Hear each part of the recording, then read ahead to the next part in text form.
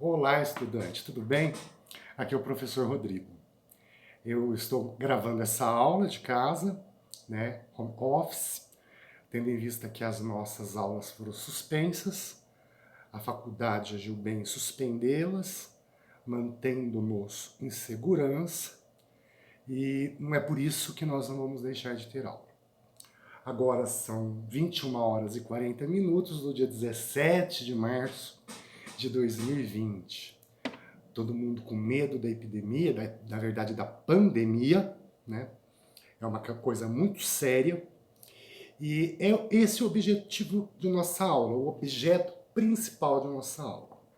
Do que nós vamos falar, na verdade? Nós vamos falar um pouquinho, lembrando que essa aula, né, é para Direito e Cidadania, turma de quarta-feira pela manhã, aquela turminha maravilhosa de alunos, sempre muito atuantes, sempre muito dedicados. Eu não poderia deixar de gravar uma aula, ainda que curta, para colocar o conteúdo de vocês em conformidade com o nosso plano de ensino, dando sequência no aprendizado. Nós vamos combinar assim. Eu gravo esse vídeo, posto na plataforma, na nossa sala de apoio ao presencial, a SAP. Ao lado desta aula, teremos um texto e teremos a lei, que trata do coronavírus. Esse é o material de apoio. Vocês vão ter que ler esse texto, assistir essa aula, para poder responder ao nosso fórum, que é a atividade dessa semana. Como nós não estamos presencialmente, torna-se obrigatória a participação do fórum. É uma questão simples, lá vocês vão encontrar todas as orientações para participar do fórum. Tudo bem? Então vamos lá. Nas aulas anteriores, nós discutíamos ética, moral e direito. Discutimos que a moral é um juízo íntimo de valor, que ela é temporal e também espacial. Ou seja, os juízes de valores são individuais, são íntimos, defluem da nossa psique, da nossa imaginação, dos nossos valores agregados socialmente, familiarmente, enfim. Vimos que ética já não é algo interior. A ética trata de valores exteriores ao homem, valores universais, valores cosmopolitas. Muito importante a gente saber diferenciar ética de moral. A moral é local, a moral é temporal, a moral é íntima, a moral parte de um juízo de valor individual, de um grupo, de uma família. A ética não, ela é universal. A ética não é temporal. A ética não é territorial. Essas seriam as diferenças básicas para que nós possamos, retomando o assunto das aulas anteriores, continuar a nossa discussão. Aí eu disse para vocês que o direito se forma a partir das normas morais, das normas éticas. Mas que o direito tem um papel mais temeroso, mais impositivo. O Estado, ao contrário dos valores morais éticos, o Estado nos impõe muitas vezes condutas, comportamentos, proibindo alguns e autorizando os outros. Daí nasce a necessidade de se obedecer às imposições estatais. A esse nome, a esse princípio, né, a essa característica, eu dou o nome de coercibilidade. O direito apresenta normas que regulamentam a vida social e essas normas são coercitivas. Ao passo que na moral e na ética, nós até temos uma certa coercibilidade, mas elas não são dotadas de cumprimento, de obrigatoriedade, de imperatividade. Elas são dotadas apenas de uma sanção, às vezes familiar, às vezes social. Mas, enfim, isso não se torna obrigatório ao indivíduo que age de forma imoral ou antiético, né? Já no direito nós temos normas revestidas com a moralidade, com a imperatividade, com a obrigatoriedade. Bom, relembrar um assunto? Deem uma olhada no conteúdo das aulas anteriores. Quando nós discutimos em sala de aula a questão da moral, da ética e também do direito. Recapitulando, arrematando. A moral é psicológica, a moral é interna, a moral é temporal e territorial, né? Esses valores podem mudar conforme o tempo, conforme o espaço. Lembra que eu dei até o exemplo da união homoafetiva? Na década de 60, a união homoafetiva era extremamente imoral. Hoje, com a aceitação de uma nova cultura social, ela já não é imoral, né? Ou seja, valores mudam com o tempo, com as décadas, a moral também há de mudar. Nós temos aí uma maior liberdade sexual. Eu ainda disse também exemplo de territorialidade, eu brinquei ainda com vocês. Imaginem uma carioca brasileira de biquíni à la carnaval num país do Oriente Médio, num país islâmico. Certamente ela seria apedrejada. Logo, observem, os valores morais vão mudando com a localidade, com a geografia e com o espaço. A ética não, a ética nunca vai mudar. São valores, digamos, imodificáveis, eternos, superiores à moral, universais, cosmopolitas, atemporais. Veja, desde que a existência humana, desde que o homem existe, a vida tem que ser preservada. É um valor ético, é um valor universal. A liberdade tende a ser preservada.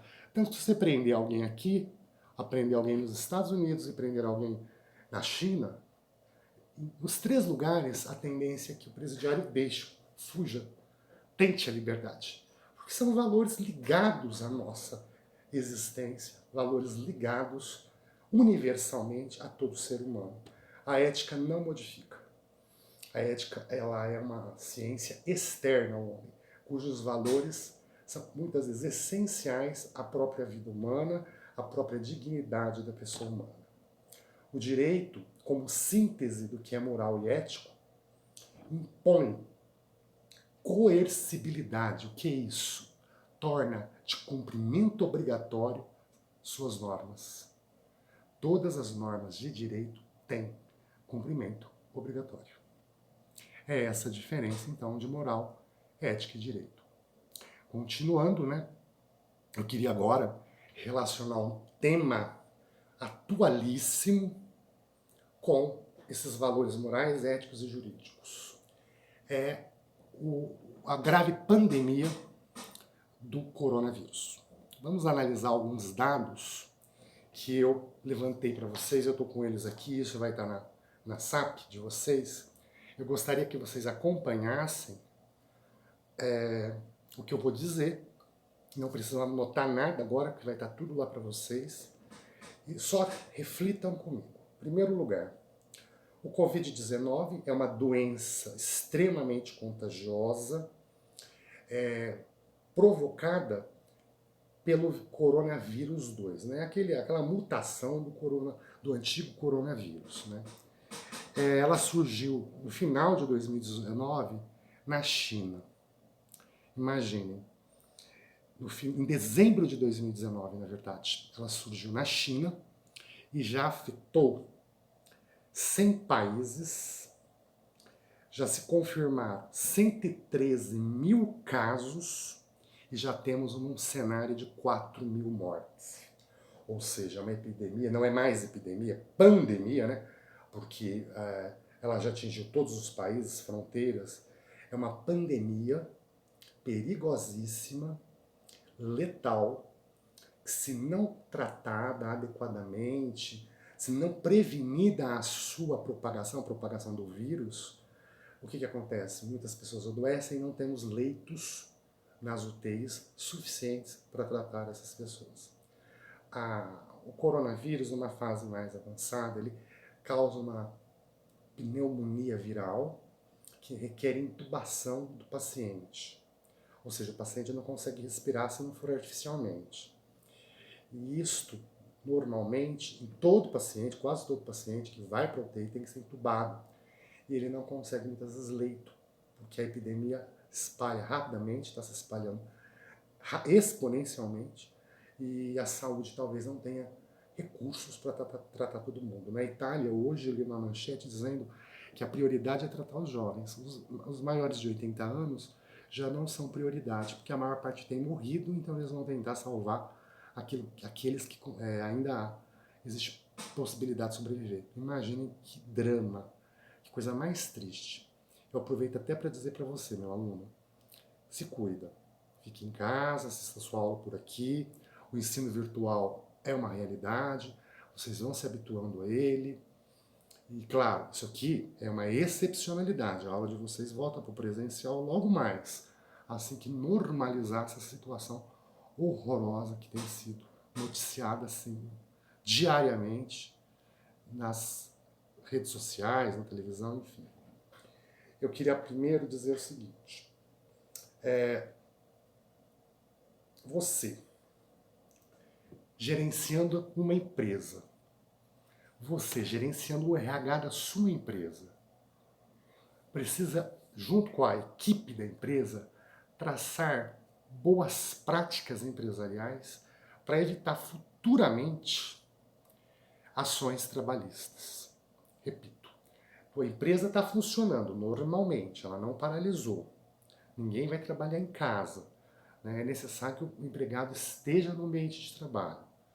O que você deve fazer em termos de segurança e medicina do trabalho para manter a empresa funcionando sem colocar tão em risco a vida do seu empregado, do seu colaborador.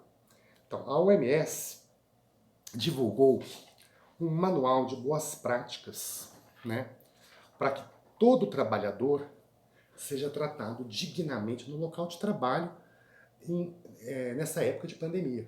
Né?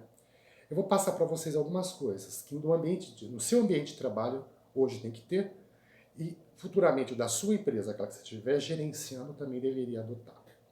Primeiro, manter ambientes ventilados, higienizar adequado e regularmente cadeiras, mesas, telefones, teclados, computadores e outros equipamentos.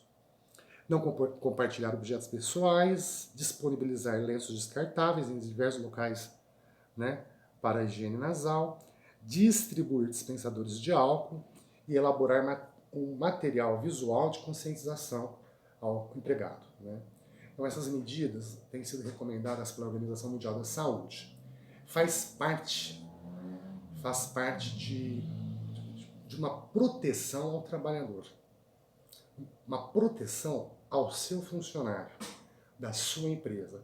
Pode parecer que isso é ridículo, mas não é.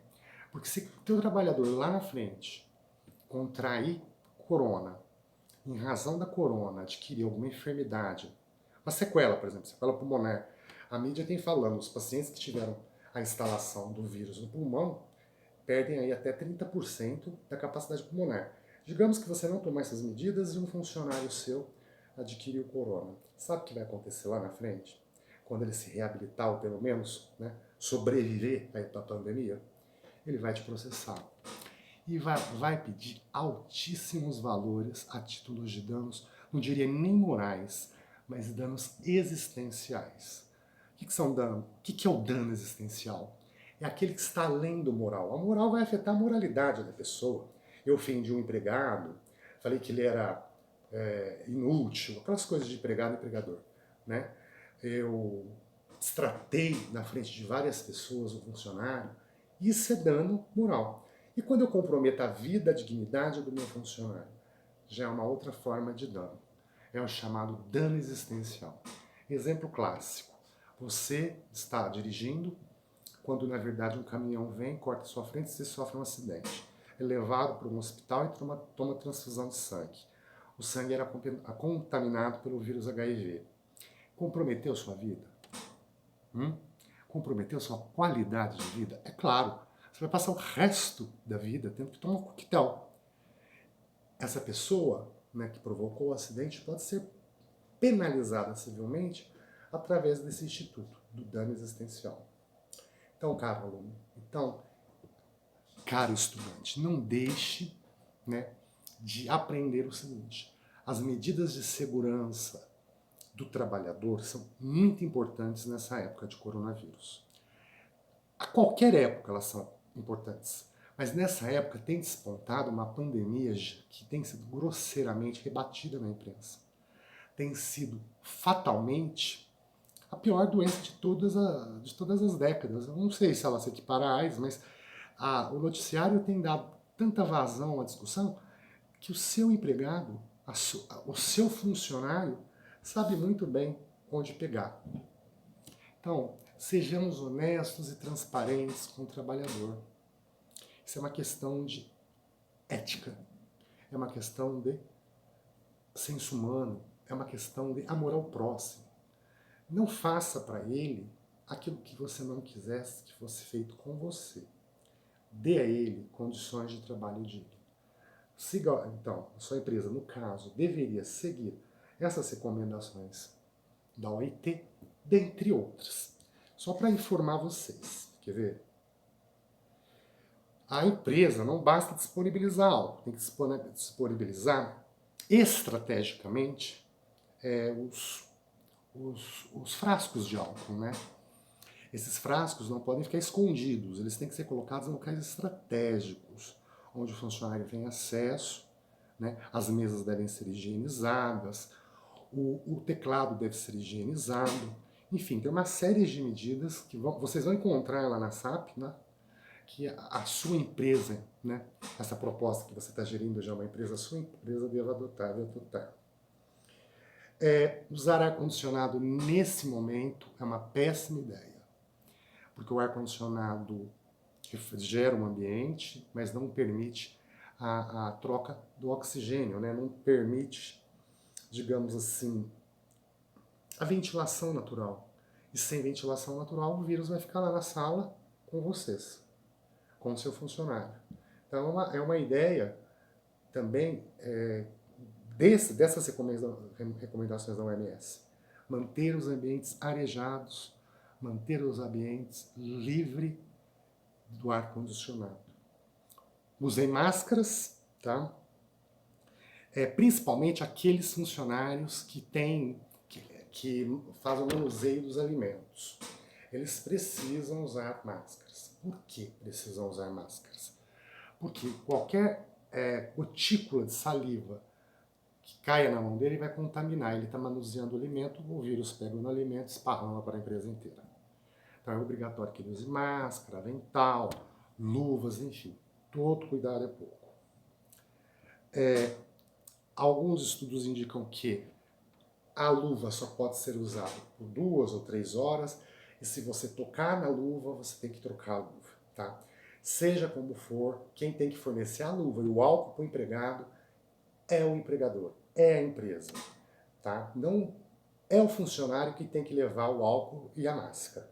São vocês, empresários, que vão precisar disponibilizar álcool e máscara para o empregado. Lembremos que em período de pandemia, como tem sido agora, máscara e álcool virou equipamento de proteção individual. Então não deixem de disponibilizar ao funcionário este equipamento essencial à preservação da saúde dele, né? Usar luvas, já falei, né, no caso de quem trabalha com cozinha. E se a empresa não providenciar esse protocolo da Organização Mundial da Saúde no tocante, né, voltado à proteção do trabalhador, fatalmente ela pode ser responsabilizada na esfera trabalhista. Certo? Para isso, vocês precisam abrir a CLT, anotem aí, depois vocês vão ler lá na CLT, artigo 483, que fala da rescisão indireta de contrato de trabalho. Ou seja, o empregador está dando vazão para que o empregado peça a rescisão do contrato de trabalho. Pessoalmente, ou numa próxima aula virtual, eu vou falar sobre a rescisão indireta. Mas trocando em miúdos, né? Traduzindo numa linguagem mais clara. A rescisão indireta do contrato de trabalho ocorre sempre que o empregador descumpre com suas obrigações perante o empregado, né?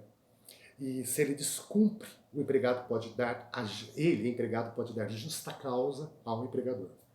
Sair da empresa e ainda receber todos os direitos trabalhistas relacionados àquele período de labor.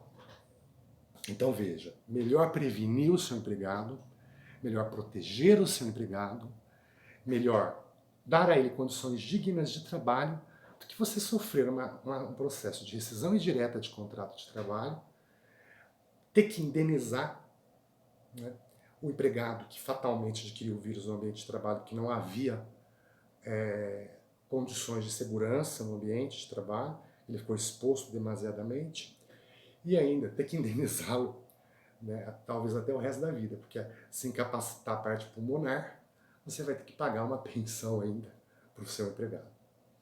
Certo? Eu falei dessas questões só para aliar o seguinte: é dever do empresário, agir com responsabilidade social, agir com ética. Ele precisa proteger a vida e a saúde do seu trabalhador, ele precisa contribuir para a não difusão do coronavírus, ele precisa contribuir para o esclarecimento do empregado, muitas vezes carente de informações. Por isso que a Organização Mundial da Saúde diz: deixe recados no ambiente de trabalho orientando o seu funcionário a adotar essas providências. Ensine, né? Na verdade, o que tem que ser feito? Cursos curtos, que agora não pode ter mais que 5 pessoas, né, numa reunião, cursos curtos de conscientização do empregado. Veja, isso é muito importante, é um ato de responsabilidade social. Você faz RH. Nada melhor que a educação para combater um mal-estar na sua empresa relacionado ao coronavírus. Além de você contribuir para você mesmo, no crescimento da sua empresa, que fatalmente não vai ficar paralisada, você vai economizar dinheiro, que poderá ser gasto com indenizações e rescisão de contrato de trabalho, e ainda você contribui para a involução da pandemia. Veja a importância que o empresário assume nesse contexto, então, né? Não se esqueçam de ler o artigo 483, como eu havia dito. Outra coisa, para continuarmos agora, vocês vão precisar ter em mãos esta lei, tá? É a Lei 13.979, de 6 de fevereiro de 2020. Agora nós vamos falar de alguns aspectos mais gerais e não tão voltados apenas ao trabalho, ao empregado e ao empregador. Vamos falar um pouco desta lei, a Lei 13.979, de 6 de fevereiro de 2020. Tá? Essa lei dispõe medidas de enfrentamento contra o coronavírus, o Covid-19, né? Tendo em vista a pandemia, né, que nós já falamos aqui, e que o noticiário toda hora dá isso, o presidente da República julgou por bem promulgar a lei, uma lei de enfrentamento. O que seria uma lei de enfrentamento? É uma lei, muitas vezes, para situações emergentes, muitas vezes são situações temporárias, mas que são extremamente necessárias ao combate daquela situação. No caso, nós estamos falando de uma lei de enfrentamento a uma pandemia, certo? Ela é obrigatória? Já chegou aí. Mas veja só, é uma lei de enfrentamento de uma pandemia, certo? Ela é importante. É necessário que ela seja cumprida, porque o que está em jogo é a coletividade. E vocês lembram quando eu falei para vocês de direito público e direito privado? Lembra que eu falei que o direito público possui leis voltadas para a proteção, a tutela, né, da sociedade, da coletividade, enquanto o direito privado usa mais a vontade das partes, né, tipo um contrato, para definir os termos. Lembram disso? Eu disse uma vez para vocês na aula, acho que foi mais uns 14 dias, 15 dias, que o direito público tem normas imperativas de cumprimento obrigatório, normas emanadas do Estado. esta lei, tá? A lei de enfrentamento ao coronavírus, é totalmente de caráter público. Aqui não temos nada de interesse privado. Sabe por quê? Vocês imaginam por quê? Vejam, no artigo 1º, parágrafo 1º, as medidas estabelecidas nesta lei objetivam a proteção da coletividade, não objetiva a proteção individual do empresário, do empregador, do empregado, da mulher, da criança, do adolescente, não. Ela visa proteger toda a coletividade. Então ela é uma lei eminentemente de caráter público, imperativa, que requer cumprimento de todos nós. Além da questão da responsabilidade social, da moral, da ética, nós devemos entender que se o descumprimento dessa lei fatalmente se traduzirá num dano irreversível à sociedade.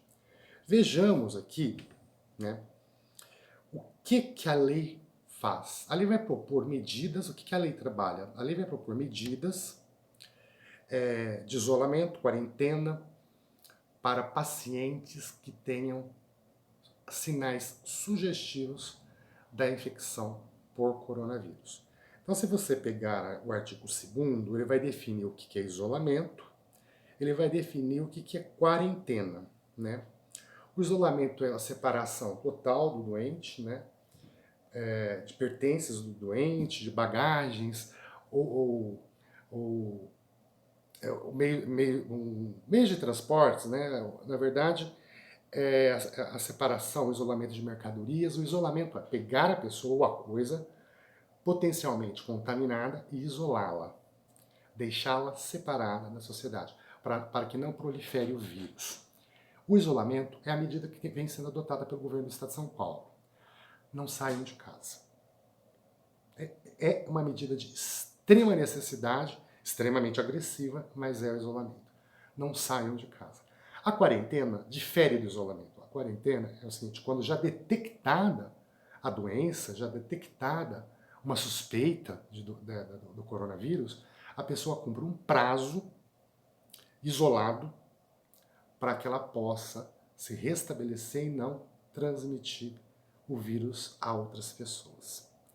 Esse prazo, na medicina, tem sido falado 14 dias, segregação social, de isolamento, né? Mas isso quem vai definir melhor é um médico e não o direito.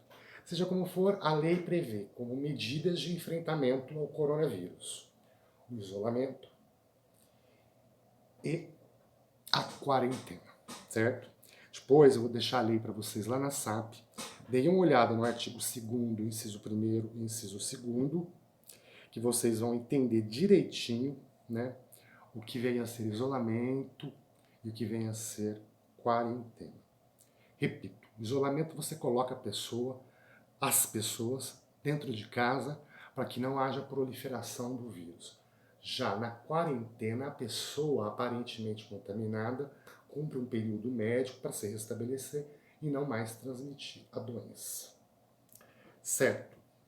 O artigo 3º, né, prevê algumas medidas de emergência para o combate ao coronavírus. Ele fala novamente de isolamento, quarentena, aí vem no inciso 3º, determinação de restrição compulsória, né? Desculpe, determinação de realização compulsória. Ou seja, o que é realização compulsória? O que significa a palavra compulsória? Você, o homem, o ser humano, é obrigado, em decorrência da lei, a cumprir a medida. E o que essa lei prevê como medida compulsória? Exames médicos, testes laboratoriais, coleta de amostras clínicas, vacinação e outras medidas profiláticas, tratamentos médicos específicos, estudo ou investigação epidemiológica, exumação, necropsia, cremação e manejo de cadáver. Vejam, gente, o Estado está dizendo, se você tem suspeita e não quer fazer o exame, você será obrigado a fazer o exame. A lei está autorizando uma intervenção maior na vida, na dignidade, na saúde do homem. Sabe por quê? Ela quer proteger, na verdade, a sociedade. Lembra que eu falei no início da aula? Que é a coletividade que a lei protege? A lei não está mais se importando com o bem-estar do homem. Ela está se importando com o bem-estar da sociedade. Veja, eu peguei Uber outro dia, só para exemplificar. E o motorista do Uber me disse, um senhor, falou assim, esse negócio de coronavírus é para vender álcool gel. Porque quando teve a AIDS, ninguém comprava camisinha. E agora, depois que lançaram a AIDS, as fábricas ganharam muito dinheiro vendendo preservativo. Eu parei e pensei. Eu olhei para ele e imaginei, ele deve ter uns 60 anos. E ainda pensei comigo, poxa, imaginem que os brasileiros, uma boa parte, pensam assim. Então, caso tenha uma suspeita de coronavírus com uma pessoa desta, você acha que ele vai se submeter ao exame? Não. Se fosse um exame de próstata, né? Tudo bem, o problema é dele, ele vai morrer de câncer, mas não vai atingir ninguém. Agora, se trata de um exame para detectar uma virose que pode matar outras pessoas. Então, o Estado vai obrigá-lo a realizar esse exame, certo? A realizar o tratamento, a realizar teste ambulatorial e assim por diante. O que nós estamos percebendo? Que o interesse coletivo agora é tão importante, é fundamental à vida, que ele passa a se sobrepor aos seus valores individuais. Você não tem valor individual quando o problema é coletivo, certo? Dê uma lida no artigo 3º, tá? Da Lei de Combate ao Coronavírus. E se vocês tiverem alguma dúvida, reportem a mim pelo fórum de dúvidas, tá? Mas o que eu quero resumir para vocês no artigo 3º. O Estado agora pode interferir na sua saúde diretamente. Caso você tenha suspeita de coronavírus, você é obrigado a se submeter ao exame e ao tratamento. Tudo bem? E por fim, gente, né, só para terminarmos uma parte daí que eu acho importante para vocês, veja, a lei elencou alguns direitos, no artigo 4º, elencou alguns direitos do paciente portador de coronavírus. Desculpa, é no artigo 3º ainda, tá? Artigo 3º, parágrafo 2º. Ficam assegurados às pessoas afetadas pelas medidas previstas nesta lei, neste artigo, o seguinte: direito de serem informadas permanentemente sobre o seu estado de saúde e assistência à família conforme regulamento. A lei está dizendo para nós, todo paciente tem direito à informação clara, precisa e adequada. Ou seja, o médico, o profissional da saúde, até por um dever ético, lá do código de ética dele, ele deve ser transparente com o paciente, com a família do paciente, sobre a gravidade do caso. Né? Então, o médico não pode omitir, em nenhum momento, aspectos relacionados ao tratamento e à doença do paciente. E olha, eu vejo uma desinformação até no meio médico, né? Será que todos os médicos estão preparados para lidar com essa pandemia? Essa é uma pergunta que eu faço. Será que eles vão conseguir explicar para o paciente o que é melhor? Né? Não é culpa do médico em si. O médico vai ter que ser capacitado agora, né? Para tratar esse grave problema que vem surgindo. Né? Seja como for, ele precisa se capacitar para explicar para o paciente como é a doença, como a doença funciona, como que se previne, quais são os efeitos dessa doença, qual o melhor tratamento. No mínimo, ele precisa passar isso para o paciente. Outra coisa que eu tenho visto na imprensa, os exames de coronavírus estão demorando para serem realizados, né? Uma alta demanda. Isso fere esse dispositivo. Está dizendo que o paciente tem direito à informação. E é claro, quando se fala de informação, eu não posso deixar um paciente 10 dias sem saber o resultado do que ele tem. Né? Isolá-lo não dá. Ele precisa saber o que ele tem para ele começar um tratamento adequado àquele mal que ele recebe. Né? Todo paciente de coronavírus pode ser tratado gratuitamente, né? E eles devem ter assegurados respeito à dignidade, aos direitos humanos, às liberdades fundamentais das pessoas, conforme preconiza a própria Constituição, conforme está na própria Constituição. Então eu queria resumir com vocês o seguinte. Existe um grande jurista, e também filósofo, que foi professor do Largo São Francisco durante muitos anos, já falecido, professor Miguel Reale. Professor Miguel Reale. O professor Miguel Reale foi uma sumidade, ele é reconhecido internacionalmente. Ele criou a chamada teoria tridimensional, ou seja, 3 dimensões, tridimensional do direito. O que ele diz? Que todo fato social recebe um valor e produz a norma, produz o direito. Exemplo, fato social hoje, coronavírus. Valores, medo, proteção à vida, proteção à dignidade. Como que surge a lei? Voltada à coletividade, voltada à proteção à vida, voltada à proteção à qualidade de vida da coletividade. Dá para entender como funciona o raciocínio do legislador, de quem elaborou essa lei? Ele faz esse raciocínio de Miguel Reale. Ele faz o seguinte, atualmente, qual é o fato social que reclama a produção de uma lei? O coronavírus. Qual é o fato social destacado? O coronavírus. Quais são os valores? Né? É um triângulo. O fato social, coronavírus, aqui ó. Nós temos valores, vida, valor saúde, valor dignidade. Sai a lei aqui. Qual é a lei?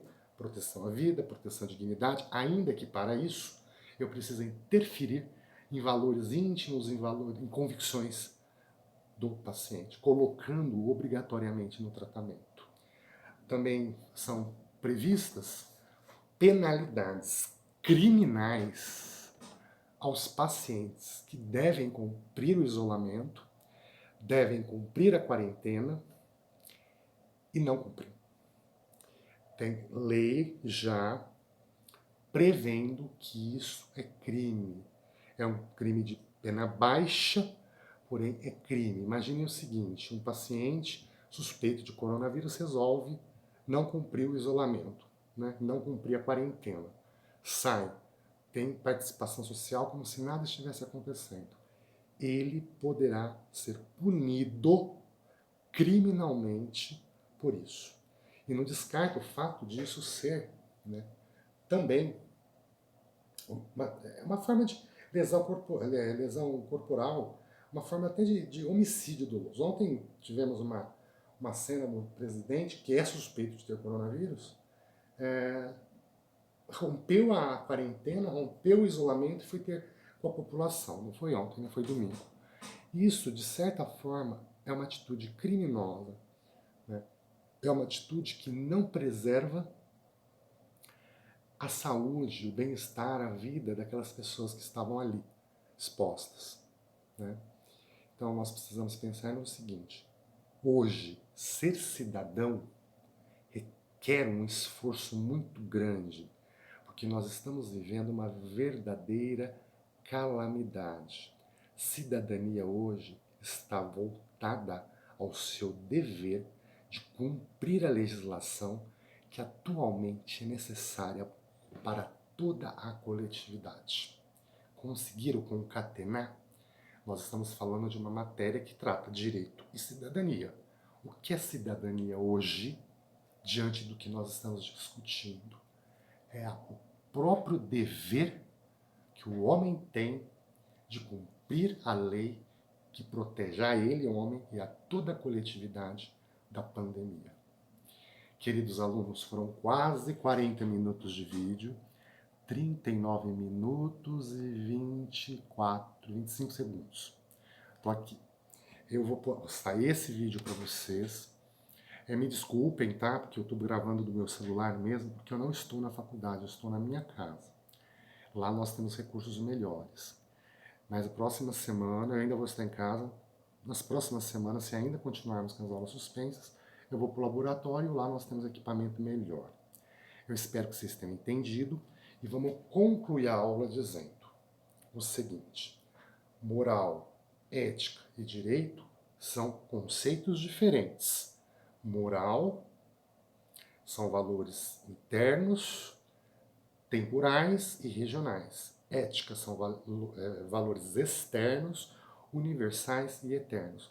O direito transforma esses valores morais e éticos em lei e faz com que o homem deva cumprir essa lei.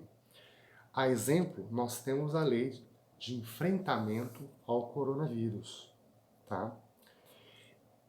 Por ela ser uma lei que nasceu de um fato social gravíssimo, uma pandemia, ela recebeu um tratamento excepcional. Ela é uma lei direcionada a toda a coletividade indistintamente. Ninguém pode descumpri-la, sob pena de responder criminalmente, civilmente, perante a justiça.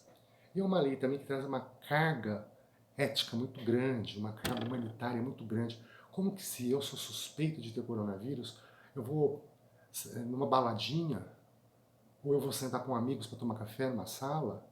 Eu não posso, a gente precisa ter em mente que é necessário se conter o avanço do vírus para que vidas sejam preservadas, né? Afinal de contas, essa lei não veio para punir, essa lei não veio para punir ninguém, essa lei veio para proteger o ser humano e o seu bem maior, que é a vida. Então veja, ela é uma lei de direito público, ela se estende a toda a coletividade, ela é de cumprimento obrigatório, ela nasce de um fato social recente, que é a epidemia, ela traz consigo valores éticos e morais, né? Como, por exemplo, respeitar a dignidade do paciente, né? Respeitar a vida do paciente, né? Comunicar ao paciente o que ele tem, dar ao paciente informações adequadas, precisas e claras sobre o tratamento. Tá bom? Eu espero que tenha ficado bom essa gravação. Eu vou deixar um material para vocês na SAP. Esse vídeo vai ser disponibilizado amanhã cedo. Eu estou gravando ele agora à noite. Qualquer dúvida, me escreve na SAP, no fórum de dúvidas, que nós vamos nos comunicando por lá. Eu deixo um abraço para vocês. Eu confesso que eu estou com saudades já, né? Eu gosto muito do que eu faço. Eu prefiro dizer que eu sou professor, mais professor do que advogado, né? Sou mais professor a ser advogado, né? Por conta do prazer que é ter contato com vocês, poder falar com vocês, poder dar aula para vocês. Tá bom? Fiquem com Deus. Se cuidem.